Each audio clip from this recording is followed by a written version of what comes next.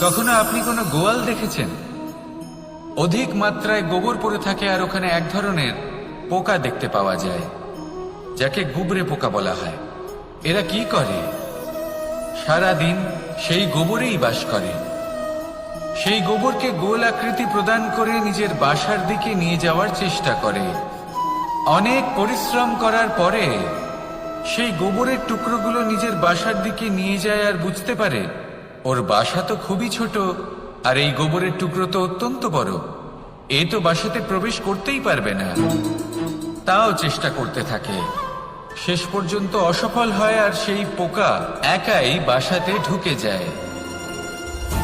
এরকম মানুষের সাথেও হয়ে থাকে। সমস্ত জীবন মানুষ ধন, স্বর্ণ, সুখ স্বাচ্ছন্দ্য এই সব কিছু অর্জন করতে ব্যস্ত থাকে। আর যখন সময় আসে এই সংসারকে ত্যাগ করে চলে যাওয়ার, তখন সে বুঝতে পারে যে এই সবকিছু তো আমি নিজের সাথে নিয়ে যেতেই পারবো না। মনে দুঃখ নিয়ে সংসার থেকে বিদায় নেয় সে।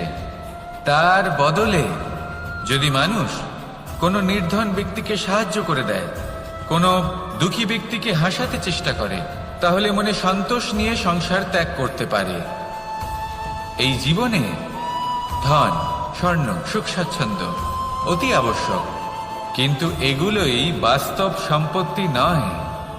তাহলে কি এই বাস্তব সম্পত্তি, সেটা বুঝতে শিখুন আর আমার সাথে ভালোবেসে বলুন, রাধা রাধা। আপনার থেকে বড়, আপনার থেকে মহান হলেন সেই গুরু। এটা কি আবশ্যক যে সেই গুরু কোনো ব্যক্তিই হবেন? কখনোই নয়। গুরু হলেন একটা তত্ত্ব, গুরু হলেন একটা শক্তি। গুরু একজন ব্যক্তি হলে শুধুই একজনই হতেন, কিন্তু তা নয়। গুরু হলেন একটা অনুভূতি, গুরু হলেন শ্রদ্ধা। গুরু তিনি যিনি আপনার ব্যক্তিত্বের পরিচালক হন। গুরু তিনি যিনি আপনার ব্যক্তিত্বের নির্মাতা হন।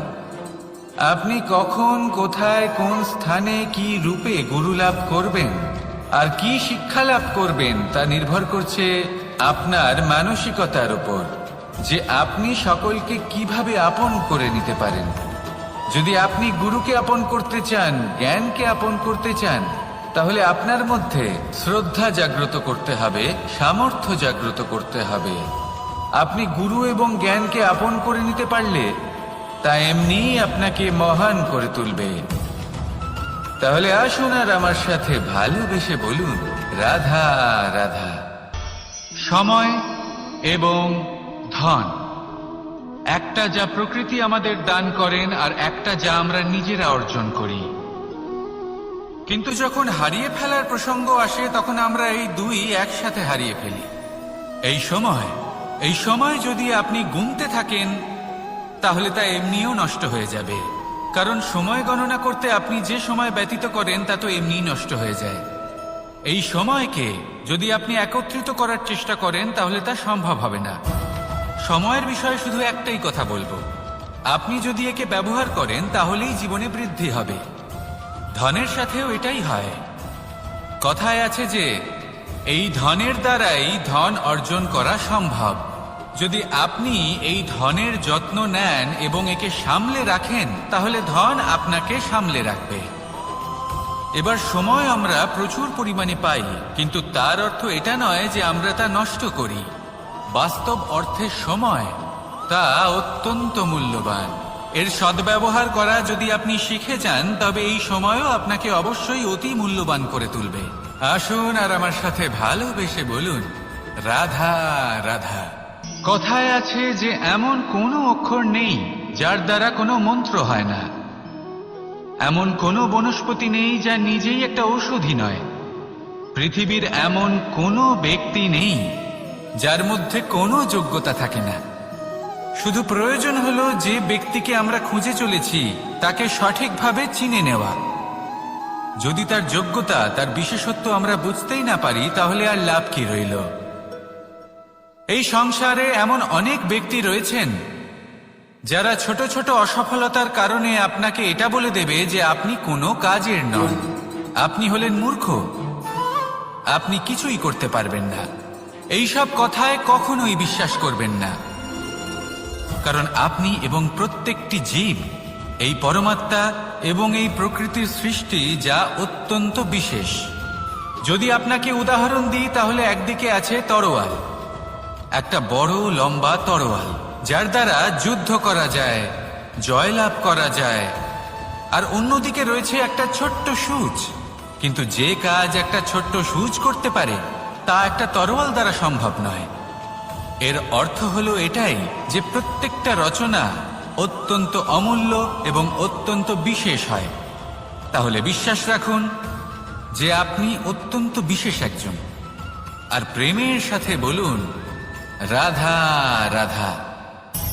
বাল্যকালে যখন আমি মাখন খেতাম, তখন যশোদা মায়ের আমার মাখন খাওয়া নিয়ে কোনো সমস্যা ছিল না।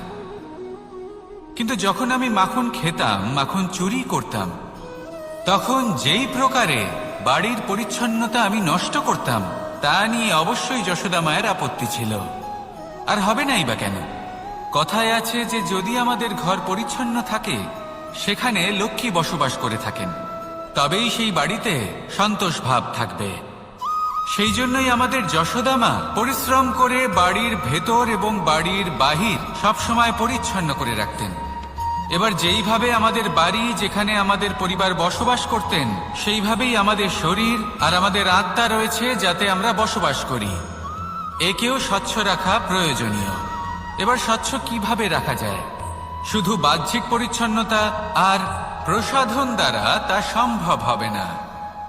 জীবনে কিছু কটু অভিজ্ঞতা আমাদের সকলের থাকে। সেই কটু অভিজ্ঞতাগুলির কারণে আমাদের মন, আমাদের আত্মা মলিন হয়ে যায়। এই মালিন্য থেকে আমাদের আত্মাকে মুক্ত করা অত্যন্ত প্রয়োজনীয়। এই স্বচ্ছতা অত্যন্ত প্রয়োজনীয়।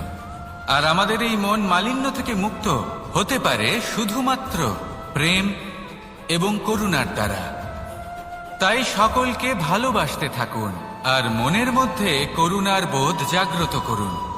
কারণ যেইভাবে বাড়ি পরিষ্কার থাকলে তাতে লক্ষ্মী বসবাস করেন, সন্তোষবোধ বজায় থাকে, সেইভাবেই যদি মন স্বচ্ছ থাকে, তাহলে তাতে সন্তোষও থাকবে, শান্তিও থাকবে। তাহলে ভালোবাসতে থাকুন, মনের মধ্যে করুণাবোধ জাগ্রত করুন, আর আমার সাথে ভালোবেসে বলুন রাধা রাধা। আপনি কখনো রেশমের কীট দেখেছেন? নিজের সুরক্ষার জন্য সে নিজের লালা থেকে একটি সুতো উৎপন্ন করে, আর সেই সুতো দ্বারা নিজেকে পেঁচিয়ে নেয়, প্রকৃতি এবং অন্য জীবজন্তুর হাত থেকে সুরক্ষার জন্য। কিন্তু যখন সেই সুতো শুকিয়ে যায়, তখন কি হয়? তা একটা খোলসে পরিণত হয়, এত সবল হয়ে যায় যে সেই রেশমের কীট তা ভেঙে বাইরে বেরিয়েই আসতে পারে না। শেষ পর্যন্ত এই কারণেই সে মৃত্যু লাভ করে। এবার যদি একটা প্রজাপতির কথা বলি, তাহলে প্রজাপতি কি করে? যখন সে উড়তে চায়, সে নিজেই নিজের খোলস ভেঙে ফেলে, সে তার পাখনা মেলে, আর তারপর সে আকাশে উড়ে বেড়ায়। এটাই হলো শিক্ষা আমাদের জন্য। যদি আমরা আকাশে উড়ে বেড়াতে চাই, তাহলে আমাদেরকেও অন্তর থেকে সেই খোলস ভাঙতে হবে, অর্থাৎ নিজেদেরকে বন্ধন থেকে মুক্ত করে দিতে হবে। সুরক্ষার জন্য কোনো বাঁধনে জড়িয়ে পড়া, এ হলো সবথেকে বেশি অসুরক্ষিত কার্য। জীবনে সুরক্ষার ভয় থাকাটা উচিত, কিন্তু তা যদি অত্যাধিক হয়ে যায়, তাহলে তা আপনাকে এতটাই দুর্বল করে দেবে যে আপনি নিজেরই সুরক্ষার চক্র ভেঙে বেরোতেই পারবেন না। যদি আপনি নবনির্মাণ করতে চান, তাহলে আপনাকে নিজের এই সুরক্ষা কবচ ভেঙে বেরোতেই হবে, সাহসের সাথে পরিশ্রম করতে হবে। আর যদি আপনি এটা করতে পারেন, তাহলে আপনার উড়ান কেউ আটকাতে পারবে না। আসুন আমার সাথে ভালোবেসে বলুন ইচ্ছে। বড়ই বিচিত্র জিনিস এই ইচ্ছে। যদি তা পূর্ণ না হয়, তাহলে তা ক্রোধকে জন্ম দেয়। যদি তা পূর্ণ হয়, তাহলে লোভকে জন্ম দেয়। যদি সময়ের মধ্যে পূর্ণ না হয়, তাহলে শোককে জন্ম দেয়। আর যদি সময়ের পূর্বেই পূর্ণ হয়ে যায়, তাহলে অহংকারকে জন্ম দেয়। সকলের ইচ্ছে থাকে, আপনারও অবশ্যই থাকবে, তা অবশ্যই পূরণ করবেন। কিন্তু একটা কথা মনে রাখবেন, আপনার এই জীবন এটা কোনোভাবেই আপনার ইচ্ছে পূরণ করার মাধ্যম নয়। এ হলো ধৈর্য সাধনের এক মাধ্যম, নিয়ন্ত্রণ করার এক মাধ্যম। নিয়ন্ত্রণ নিজের কামনার ওপর, নিজের ইচ্ছের ওপর, নিজের আবেগের ওপর। কারণ ইচ্ছে এটা হলো সেই অশ্বের মতো যা একবার লাগাম ছাড়া হয়ে গেলে আপনার হাত থেকে যদি এই লাগাম বেরিয়ে যায় তাহলে তা আপনাকে সোজা বিনাশের পথে নিয়ে যেতে পারে। কিন্তু যদি আপনি একে নিয়ন্ত্রণ করতে পারেন তাহলে এটা আপনাকে সাফল্যের শিখরে অবশ্যই পৌঁছে দিতে পারে। তাহলে ইচ্ছেগুলিকে নিয়ন্ত্রণ করুন আর আমার সাথে ভালোবেসে বলুন, রাধা রাধা। আমরা আনন্দ লাভের জন্য ভালোবাসি মা বাবাকে, ভাই বোনকে, পরিবার পরিজনকে, বন্ধুকে, প্রেমিকাকে। আমরা চাই যে সকলে যেন আপন হয়ে থাকেন, আমাদের কাছে থাকেন। কিন্তু মানুষের একটা প্রবৃত্তি আছে যে তিনি যা লাভ করে ফেলেন তার মূল্য তিনি বুঝতেই পারেন না। যদি আপনার বাড়ির কাছে একটা মিষ্টি জলের সরোবর থাকে বা সুন্দর নদী থাকে তাহলে জলের গুরুত্বটা কি আপনি তা বুঝতেই পারবেন না। সেইখানে আপনি যদি কোনো একটা মরুভূমিতে যান আপনি অনুভব করতে পারবেন যে এক একটা ফোঁটা জলের কি গুরুত্ব, তার মূল্য কি। সুখের মুহূর্তে যদি আপনজনদের মনে রাখেন তবে দুঃখের মুহূর্ত নিজে থেকেই দূরে সরে যাবে। ভালোবাসা এবং তার সাথে স্মরণ করা, এটাই তো হলো জীবনের এবং ভালোবাসার আসল মূল্য। আসুন আর আমার সাথে ভালোবেসে বলুন, রাধা রাধা। দৃষ্টি আর দৃষ্টিভঙ্গি, এই সমগ্র লীলা হলো এই দুইয়ের। বিচিত্র হতে পারে কিন্তু এটাই সত্যি। এবার আপনাকে একটা উদাহরণ দিয়ে বোঝাই। অনেক সময় আপনি কোনো ব্যক্তিকে এটা বলতে শুনবেন যে আমি আমার নিজের উপরে গর্ব করি, আমি নিজেকে নিয়ে গর্ব করি, আমি খুব ভালোভাবে আমার মা বাবার সেবা করি, ওনাদের আমি সবসময় সুখী রাখি, ওনাদের আমি একটা বাড়ি দিয়েছি, সকল সুখ সুবিধা দিয়েছি, ওনাদের জীবনে প্রত্যেক জিনিস দিয়েছি আর দেব যা তাদের প্রয়োজন। এবার আমাকে বলুন যে আপনি কে হন? আপনি হলেন সেই বীজ যা আপনার মাতা পিতা রোপণ করেছেন। আপনার মা বাবাই আপনাকে এই সংসারে জন্ম দিয়েছেন। এবার এইসব কথার কি তাৎপর্য? এই হলো সেই ব্যক্তির দৃষ্টিভঙ্গি। এবার দেখা যাক এই প্রকৃতি আমাদের কি শেখায়। কখনো কোনো গাছকে দেখবেন যখন সেই গাছে ফল আসে সে মালিকে এটা বলে না যে দেখো আমি তোমাকে ফল খেতে দিচ্ছি। সেই বৃক্ষ এটা বলে না যে দেখো আমি তোমায় আহার করতে দিচ্ছি, কারণ ও জানে যে এটা হলো সেই মালির পরিশ্রম, এটা হলো তারই কর্মের ফল আর এটা তারই পাওয়া উচিত। সে বলে যে তোমার জিনিস তোমাকেই অর্পণ করলাম, এ আমার জিনিস নয়। ও জানে সেই মালির গুরুত্ব আসলে কি, এটা হলো তার দৃষ্টিভঙ্গি। সেই জন্য আপনি জীবনে কোন ব্যক্তির মধ্যে, কোন পশু পাখির মধ্যে, কোন প্রাণীর মধ্যে, কোন পরিস্থিতিতে, কোন আবেগের মুহূর্তে কি দেখতে পাচ্ছেন সেটা আপনার দৃষ্টিভঙ্গির উপরে নির্ভর করছে। তাই নিজের মনে ধনাত্মক ভাব জাগ্রত করুন, শুভ চিন্তা নিয়ে আসুন। এই ভাবনাই সত্য হয়ে সামনে আসবে। এই দৃষ্টিভঙ্গি এমন হয়ে যাবে যে আপনার জীবনে সবকিছুই শুভ হবে। তাহলে আসুন আর আমার সাথে ভালোবেসে বলুন, রাধা রাধা। কখনো কখনো মানুষ মনে করেন যে সে নিজেই সব থেকে বেশি শক্তিশালী, তিনি হলেন জ্ঞানী। দেখুন, এটা ভালো ব্যাপার যে আপনার মধ্যে শক্তি আছে, জ্ঞান আছে, আর এটা শুধু আপনার জন্য নয়, এই সমস্ত সমাজের জন্য, দেশের জন্য, সমগ্র পৃথিবীর জন্য অত্যন্ত আবশ্যক। কিন্তু এই কথাটাও বোঝা অত্যন্ত আবশ্যক যে এই জ্ঞান যেন কখনো অহংকার না হয়ে ওঠে।